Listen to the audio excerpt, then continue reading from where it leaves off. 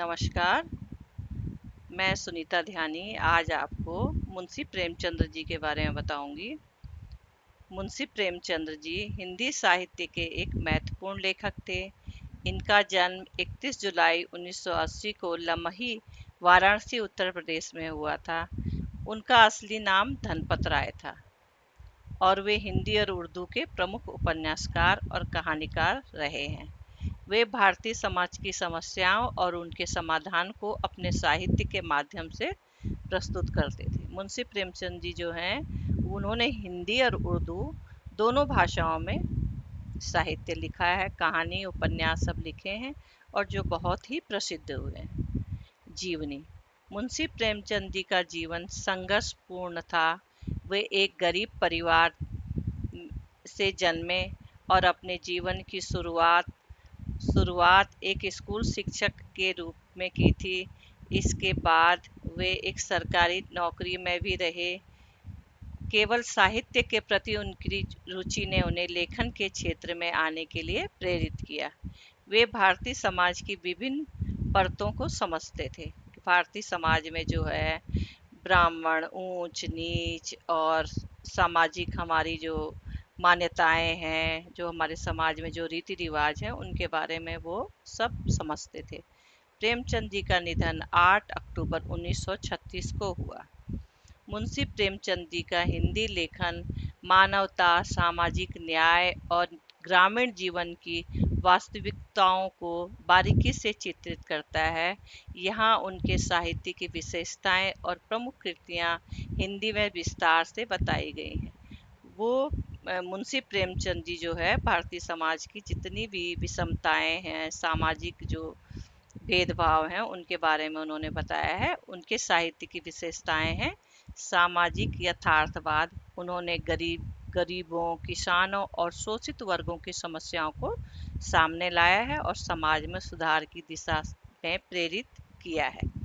मानवीय संवेदनाएं। उनके उपन्यास और कहानियों में मानवीय संवेदनाएं हैं।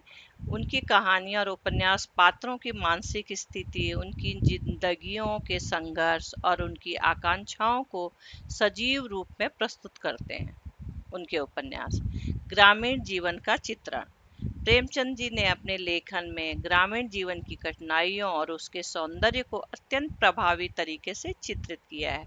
उनकी रचनाएं भारतीय गांवों की सामाजिक संरचना, रीति रिवाज और समस्याओं की बारीकी से दिखाती हैं। उनके उपन्यास और कहानी पढ़ने में ऐसा लगता है जैसे सब कुछ हमारे आसपास हो रहा हो। भाषा और शैली। उन्होंने सरल और समझने योग्य हिंदी में लिखने की कोशिश की है। बहुत ही ग्रामीण भाषा और बहुत सरल भाषा में उन्होंने लिखी है, जो कि विद्वान और अनपढ़ हर तरह के लोग उसको समझ सकते हैं।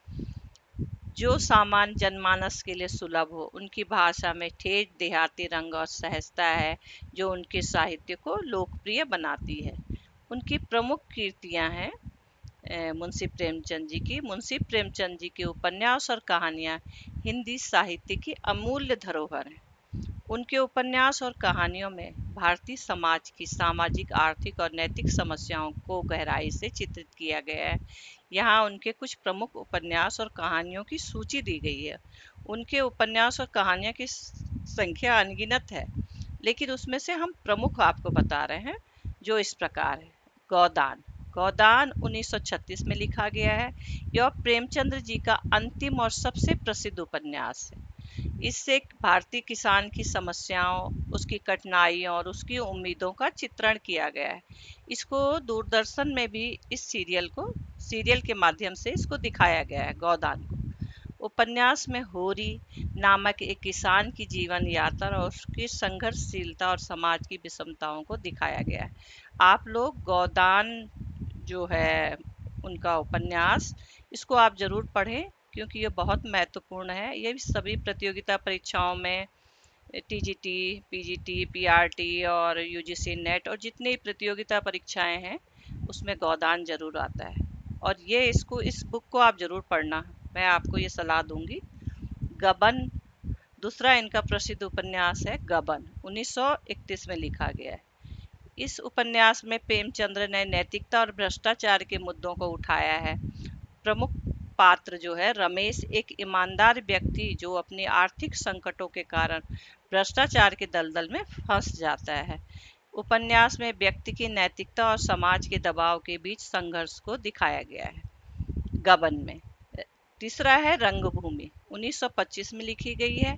यह उपन्यास भारतीय समाज की सामाजिक और राजनीतिक स्थितियों का पर प्रकाश डालता है। इसके प्रमुख पात्र सूरदास का संघर्ष और उसके आदर्शवादी दृष्टिकोण को दिखाया गया है। यह उपन्यास समाज में व्याप्त असमताओं और राजनीतिक कुचक्रों की आलोचना करता है। ये किस लिए फेमस है? क्योंकि इसमें सामाजिक असमानताओं और राजनीतिक कुचक्र जो है, जो आज हमारे समाज में आप देख रहे होंगे कि राजनीतिक कुचक्र जो है व्याप्त हो गए हैं, उसको दिखाया गया है। सोचो, आज से बहुत साल पहले प्रेमा 1924 में यह उपन्यास इन्होंने लिखा है। इसमें समाज की नारी समस्याओं और उनके आत्म संघर्ष पर आधारित है। ये नारी का संघर्ष हमेशा ही चलता रहेगा और ये उन्होंने अपने उपन्यास में लिखा है। इसमें प्रेमा नामक नायिका की कथा को प्रमुखता दी गई है, जो अपने समाज की धारणाओं और रीति रिवाजों से जूझती रहती है। सेवा सदन 1918 में इन्होंने सेवा सदन लिखा। इस उपन्यास में प्रेमचंद्र ने नारी विमर्श और समाज के प्रति उसकी भूमिका को दर्शाया है। इसमें मुख्य पात्र सुधा के माध्यम से समाज में महिलाओं की स्थिति और उनके अधिकारों की समस्याओं पर प्रकाश डाला गया है। आज हमारे समाज में इतने स्वतंत्रता प्राप्ति हो गई है, लेकिन फिर भी हमारे समाज में अभी तक हम महिलाओं को अपने अधिकार और अपनी अधिकार कर्तव्यों का कुछ भी पता नहीं है। जो जिस हिसाब से मुड़ता है हम वैसे ही मुड़ जाते हैं। इन्हीं समस्याओं पे उन्होंने प्रकाश डाला है। उनकी प्रमुख कहानियां हैं कफन। यह कहानी भारतीय समाज की गरीबी और शोषण की कठिनाइयों को दिखाती है। आज हमारा समाज इतना आगे बढ़ गया है, लेकिन फिर भी इसमें बहुत गरीब और कुछ लोग ऐसे हैं जिन्हें एक वक्त की रोटी भी नहीं मिलती है। इसमें दो गरीब व्यक्तियों, माया और उसके पति की दर्दनाक स्थिति और उनके जीवन की कठिनाइयों का वर्णन है।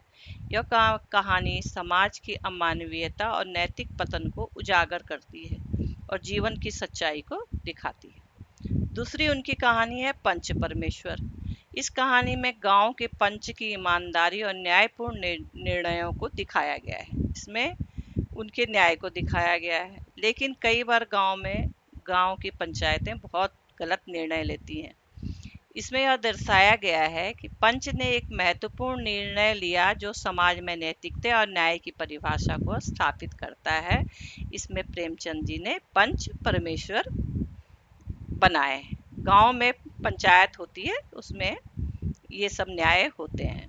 कई बार न्याय होता है, कई बार अन्याय भी होता है। नकली दवाइयाँ। इस कहानी में चिकित्सा के क्षेत्र में व्याप्त भ्रष्टाचार और उसकी खतरनाक संभावनाओं को दर्शाया गया है। देखो, ये अभी भी हमारे समाज में है। कुछ लोग अपने लालच के चलते नकली दवाइयाँ बनाते हैं और जिससे कई लोगों की मृत्यु हो जाती है, जो बहुत बड़ा अपराध है। इससे यह दिखाया गया कि कैसी नकली दवाइयों की वजह से लोगों की जिंदगी खतरे में पड़ जाती है। बूढ़ी काकी। इस कहानी में एक बुजुर्ग महिला की दयनीय स्थिति और समाज की उपेक्षा को दिखाई गई है। आजकल आप समाज में बुजुर्ग लोगों की व्यथा को देख रहे हैं, जो बच्चे बुजुर्गों को वृद्धाश्रम में छोड़ देते हैं। इसी तरह सोचो, इतने साल पहले मुंशी प्रेमचंद्र जी ने इस कहानी को लिखा है, जो अभी भी लगता है कि हमारे आसपास हो रही है। इसमें बुजुर्गों के प्रति समाज की बेरुखी और उनके कठिन जीवन की स्थिति को चित्रित किया गया है। हंस की दावत। यह कहानी मुंशी प्रेमचंद जी की यह कहानी समाज की भौतिकतावादी प्रवृत्तियों और मानवता की कमी को दर्शाती है। इसमें एक गरीब व्यक्ति की मुश्किलों और उसकी असमर्थता को उजागर किया गया है। प्रेमचंद्र जी हमारे हिंदी साहित्य के बहुत ही विद्वान और कहानीकार हैं। प्रेमचंद की रचनाएं उनकी सामाजिक दृष्टिकोण, मानवीय संवेदनाओं और भारतीय जीवन के यथार्थ को गहराई से समझाती हैं। उनकी कहानियां और उपन्यास आज भी पाठकों को समाज के विभिन्न पहलुओं और सोचने और विचार करने के लिए प्रेरित करती हैं। मुंशी प्रेमचंद जी ने उर्दू में भी कई उपन्यास लिखे हैं और उनके जो है एक उन्होंने लिखा था, प्रमुख संग्रह है सोजे वतन था, उर्दू में लिखा था, 1908 में प्रकाशित हुआ। लेकिन इसमें यह ब्रिटिश समाज के दौरान राष्ट्रवादी भावनाओं को प्रकट करने वाला था, यानी कि देशभक्ति से ओतप्रोत था, इसलिए ब्रिटिश सरकार ने इसको प्रतिबंधित कर दिया। इसके अलावा उनकी कई उर्दू कहानियां जैसे शतरंज के खिलाड़ी, जुलूस, नमक का दरोगा, कफन भी बहुत प्रसिद्ध हैं।